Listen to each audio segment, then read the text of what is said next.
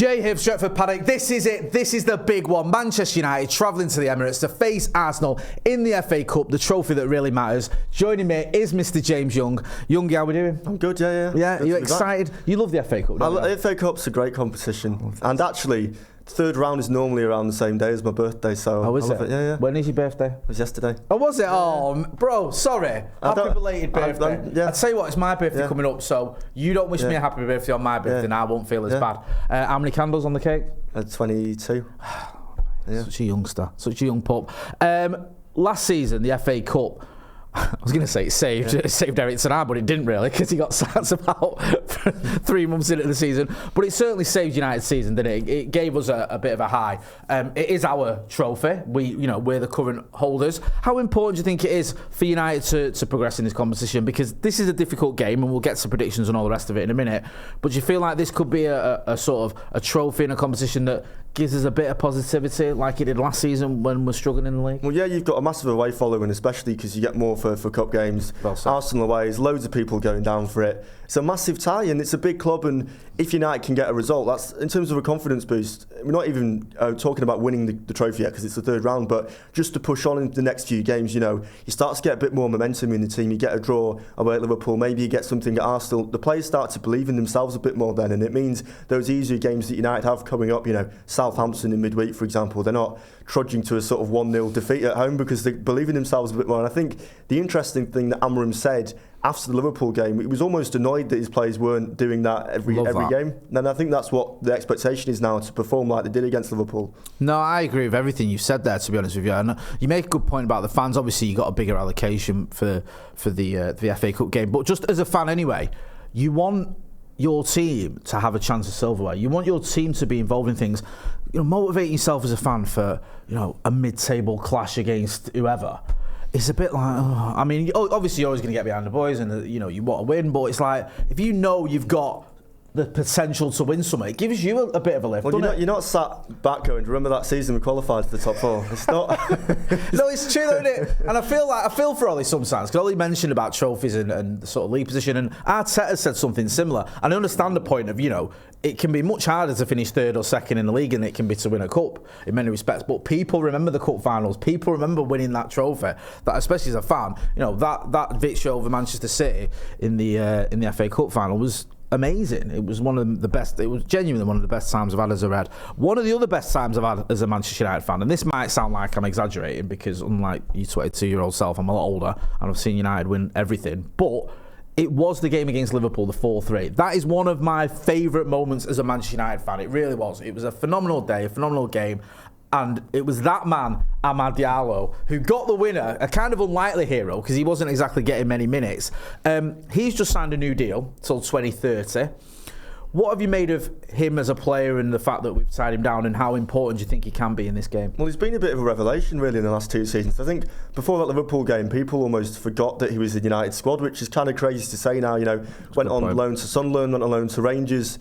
I remember he scored against Milan actually in the Europa League under Solskjaer in lockdown. That was like 2 seasons ago, and then he came back into the squad. And I think before Ten Hag realised that there was a player in there, I don't think many people expected him to sort of stick around. He'd be like one of those youth players that you kind of remember that never really put his foot down. But especially this season, he's been so good in terms of United's first team. And I think because Rashford maybe has been a bit out of form when he's kind of looking to move on, he's benefited from that in a big way, because it means that he's getting more minutes, he's getting more experience. And I think we've seen him grow a lot more as well, especially you look at the performances away at City, Liverpool as well.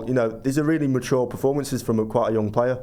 No, I completely agree with that. He's showing that maturity. He's got that energy and effort that should be a minimum for everyone at United, but isn't.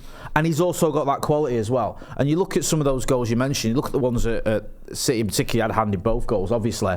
That comes from both energy and skill as well, because the energy to sort of keep going and the effort, but also to show that little bit of quality when you do get the ball. And I love Amad Diallo. I've been waxing lyrical about him for a little while. I was worried, or I thought he might not end up staying at United. I thought he might end up, because Ten Hag didn't quite fancy him, he might end up moving on, and that would have been a mistake. Thankfully, he's got a manager who completely believes in him. The club have tied him down to a new deal, and he's taking his opportunities this season. I think it's 13 goal involvement so far this season in about, is it 28 games, I think it is, which doesn't tell the full story, because it's not. I know people like stats, and I've just quoted some, but also he's been the player that everyone's looking at the minute. He's the one who everyone's saying, is someone going to make something happen? It'll be Amad Diallo. And I think that, in honesty, is part of the problem at United. I think other players do need to step up a little bit more than Amad Diallo, but he's certainly been flying. With all that being said then, the big news in the press conference was that, you call it big news, I think it is,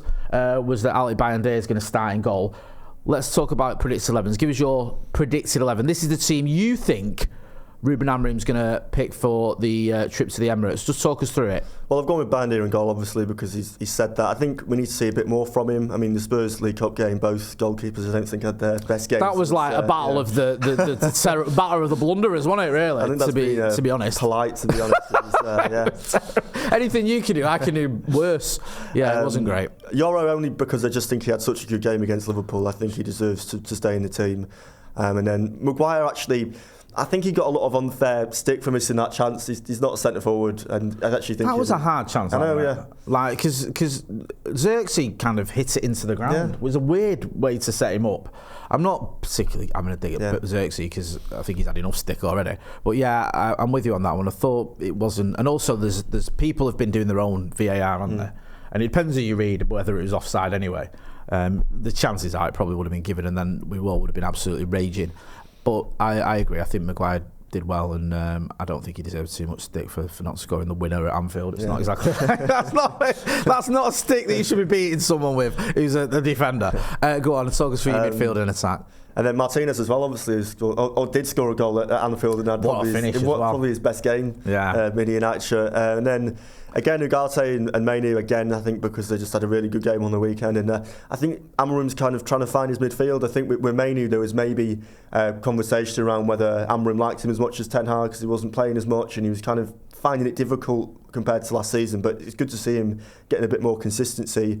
Dalot and Mazraoui, I think that kind of explains itself really. Shaw's still not fit, so I don't know who else you kind of put in that position.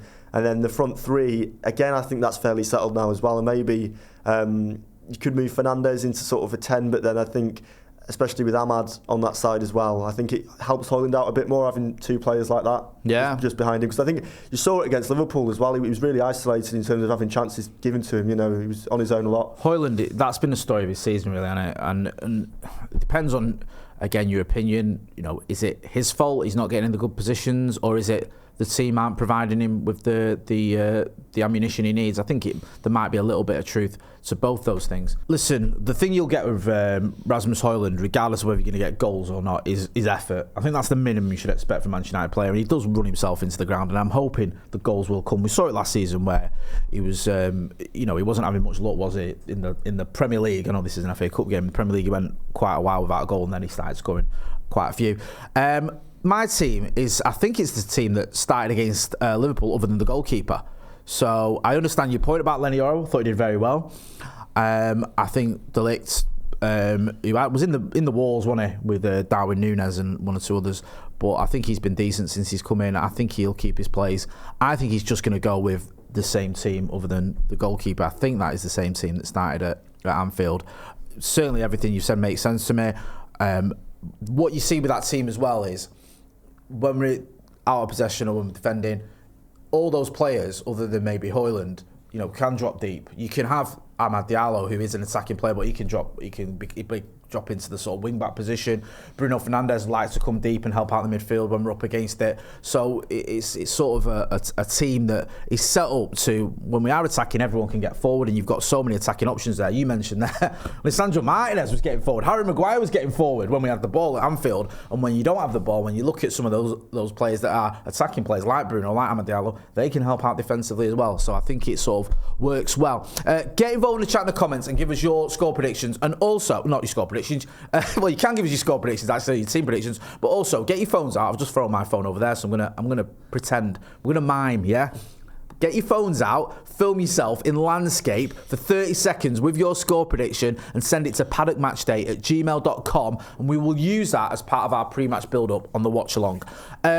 Arsenal, just having a look here. They've had a bit of a mixed bag, haven't they, really, Arsenal, recently? They've had some good results, but then they had in the league, they've had a couple of disappointing draws.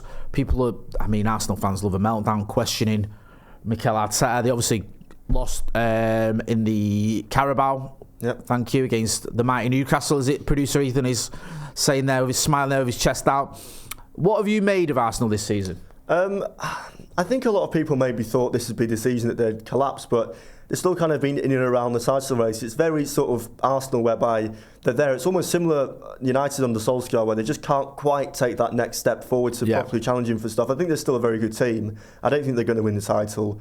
I think they're going to be judged again on silverware, and obviously they'd lost the semi-final of the first leg of the Carabao Cup. That was a big game, and this is a massive game for Arteta because, again, in terms of how long he's been at Arsenal now, he's won, one FA Cup, and that's it. Yeah, that was early doors as well, when that was in his first 6 months in the job. The thing with Arteta is he has made Arsenal over the last 2 years the second best team in England. Like, they have been. They have been. I mean, you know, even now City have dropped off, but Arsenal's still sort of thereabouts. But he keeps getting asked this question, doesn't he, about silverware, and that's why I think the Carabao Cup. I know they're still in it, but it's not looking great for them. Was a bit of a missed opportunity for him, and I think Arsenal that kind of team as well that suffer with 1 or 2 injuries. We saw it when Saliba a couple of seasons ago got injured, and they fell off a cliff. Now they've lost Saka. I know it's only early days since they lost Saka, but he's such an important player for them. And I do feel like, yes, Mikel Arteta has done a decent job and they're a good team, but they're so reliant on certain players, and they've been quite fortunate not to lose some of these players for extensive periods of time. I'll be interested to see how they cope with the loss of Bukayo Saka. Weight of expectation on them as well. A bit like, not to the same extent, but with United, they went so long without winning the title. With Arsenal, it's nearly approaching 20 years, if not more. Yeah, it is. It's 21 years, isn't it, since that season where they drew 12 times and made themselves a little gold trophy, which is the most pathetic thing I've ever seen in my life. There's an interesting stat here for you, James. I know you love your stats. This is the 17th time the two teams have clashed, but the first time at this stage in the competition, in the FA Cup I should have said, United have knocked out the Gunners 8 times, which is, I think that's the most, but they've knocked us out 7. So for different reasons, this is a big game for both clubs. Arsenal could do with giving themselves a chance of winning silverware, and United could do with giving ourselves a reprieve from what has been a pretty car crash-worthy league campaign. I know we're still in the Europa. With all that being said, give us your score prediction. I think it'll be 2-1 to United, but I think it'll be a very close game. I think it'll pan out maybe a bit like the derby, in the sense that if United can almost sit back and withhold that pressure, they can just hit them on the counter-attack like they did against City and Liverpool. I think there's goals in this game. I think there's goals for both teams. I think we can win this. I was feeling really confident, right? And then I remembered a few years ago, after we beat Paris Saint-Germain, our next game was against Arsenal. Me and Gaz Drinkwater did the preview. And I sat on the preview and said, this is the most confident I've ever been going in an Arsenal game. There's no way I can see us lose it. And we lost. But I do feel like we can win this one, even though it's at the Emirates. The spirit of that, was it 2009 when Fabio and Raphael played? Yeah, the wing-backs. Well, where people always love to mention that, don't they, how Fergie could adapt. So I think we can win. I think there's going to be loads of goals. I'm going to go for 3-2 United. Yeah, I think we can do it. Get involved in the chat and the comments. Let us know what you think. Don't forget as well, film yourself in landscape for 30 seconds with your score prediction and send it to paddockmatchday@gmail.com, and we'll use that as part of our pre-match build-up for the watch-along. On the watch-along, you're going to have me, you're going to have Ronaldo, you're going to have Adam McCullough, and you're going to have Joe Smith. James, always a pleasure. Where can people find you? I'm on X, formerly known as Twitter. James on TV. Find me on there. Go and check him out. You know where to find him. You know where to find me as well. Don't forget to hit like, share and subscribe. That's been James Young. I've been Jay Moy. This has been a preview of Manchester United's game against Arsenal in the FA Cup. Thanks for watching.